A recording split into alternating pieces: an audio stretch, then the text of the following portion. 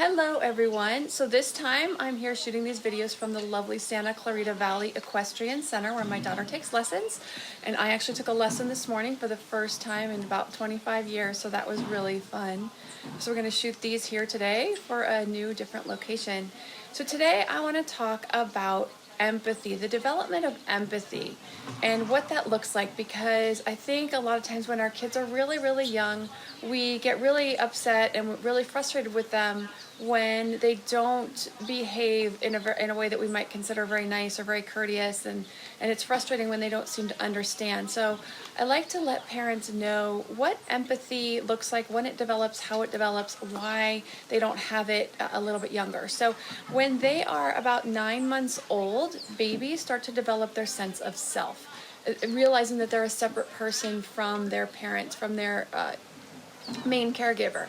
So at this point, around 9 months up through about 3 years of age, they're really developing this strong sense of self, that I am a separate person. What can I do? What do I want to do? As far as, learning to walk, learning to crawl, learning to get to the toys that they want to play with, the foods that they want to eat. So this is a really important stage. They need this in order to have a strong sense of purpose, to develop these physical cognitive skills at this age. So this is a really important stage. That's why you hear lots of me and my and mine. Everything is all about them, themselves, because they're just learning about themselves. So it's an exciting stage. At the same time, it can be really frustrating because it is all me, my, and mine, right? It's all about me. They don't realize there's another child attached at the end of that toy that they're grabbing.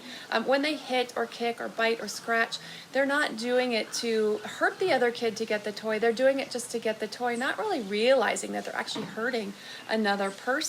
It's just about getting that toy. I want that toy. That toy looks amazing. I want to get to it. So that's what that's about. Now, that doesn't mean that we just simply allow it, but it does give us a better understanding of where these children are developmentally, what they're working on.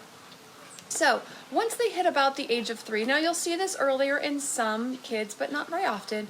About the age of 3 is when they start to realize the other, that there is an other person, and that other person has different feelings, needs, desires than they do. So that other person doesn't want to give them that toy. That other person maybe wants to play with that toy, or maybe that other person, that other child is sad when they take the toy away. That's when this starts to click in. They start to have some realizations about the feelings of others. So this starts to develop around the age of 3, and empathy will develop all the way through those middle childhood years till about the ages of 9 or 10. About the age of 9 or 10, empathy should be fully developed. So the things that we can do to help our children develop empathy is lots of coaching through these years. We talk about how things make us feel. So, you took the toy from that little boy. Let's look at his face. What do you think he's feeling? Now, again, at a really young age, 2, 2.5, they might seem a little confused, don't really understand what you're saying, but they will as they get older. 3, 4, and 5, we're going to talk about this. How is that boy feeling? And then they'll start to say, oh, he's sad, or you're going to coach it if they don't know the answer. Oh, wow, he looks sad to me. What do you think? And you're going to coach through that. He looks sad. If someone took a toy from you, how would you feel? So you're helping them learn that other people have those feelings also. When something happens they don't like, that they have feelings about that. So you're going to coach those things. There's also a lot of emotion coaching that goes on during these ages, teaching about all different kinds of emotions in a lot of different ways. What those different emotions are, what the names for those emotions are: happy, sad, glad, frustrated, angry. There's lots and lots of emotions to talk to our kids about. And when they're young, we talk about some of the basic ones, like the ones I just shared.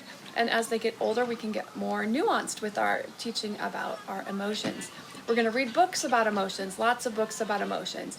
Teaching about these during quiet times is the best time that children learn about emotions. When they're already upset and already hurt, it's great to label them. It's great to say, I see that you're frustrated because your block tower fell over. That's great, and that will help too. But the best time is when they're calm, because they can really learn. It's like teaching anything else. It's like teaching anything physical, like walking, running, kicking a ball. Teaching that when they're not frustrated about not being able to kick the ball. Teaching any kind of concept about self-care and brushing teeth. When they're frustrated and upset, teaching them how to brush their teeth isn't going to go so well. When they're frustrated and upset, teaching them about emotions isn't going to go as well as it will during the quiet times. So reading books, great books out there for kids about emotions. And you can, the class on the website, tantrums class, you're developing toddler, you're developing preschooler. I do have lists of books by age for teaching kids about emotions, but you also can just do a Google search and find those. You also can talk about emotions all day long, about your emotions, about your child's emotions, about other people's emotions. When you have an emotion, wow, I was really surprised that my friend just stopped by and dropped dinner off for us just for no reason. That was a big surprise. I'm very happy about that. Talk about their emotions. You seem really sad that we didn't get to have what you wanted for lunch today. And then teaching them to talk about it, discuss it. This way they learn to talk about their emotions rather than just reacting and getting upset.